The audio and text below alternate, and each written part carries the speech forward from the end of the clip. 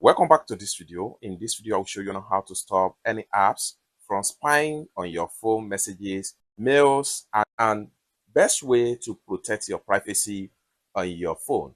Let me show you how. But before we dive into the tutorial, if you find this tutorial useful and you are very new to this channel, remember click on that subscribe, turn on the notification bell for more useful tutorial like this. So with that being said, let's get started. Very first thing you need to do is to head over to your phone settings. Click on settings right here. After you open up your phone settings, next thing you need to do is to go to search right here. The next thing you need to do is to click on here. And the next thing you need to do is to type in notifications.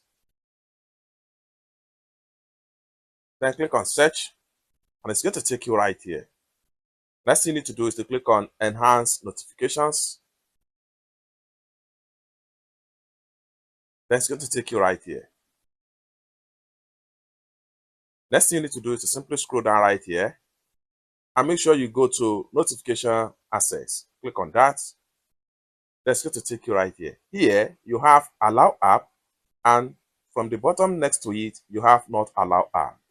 So every app that have access to your phone calls, messages, and mail, they are going to be in under allow. For you to remove them in order to protect your privacy, let's for instance, I want to remove Phone Master from having access to my messages, phone calls, SMS, and mail. What we want to do is to click on Phone Master right here. So after you click on the app, you see all information the app have access into on your phone.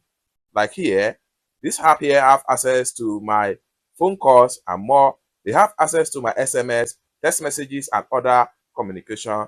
They have access to my notification as far as ringtone, etc. What we want to do is to make sure we click on this particular button right here to turn it off. So if you turn off this notification access for Phone Master, do not disturb access may also be turned off. Simply click on turn off. And with that, they will not have access to all these information right here, and your privacy is going to be protected.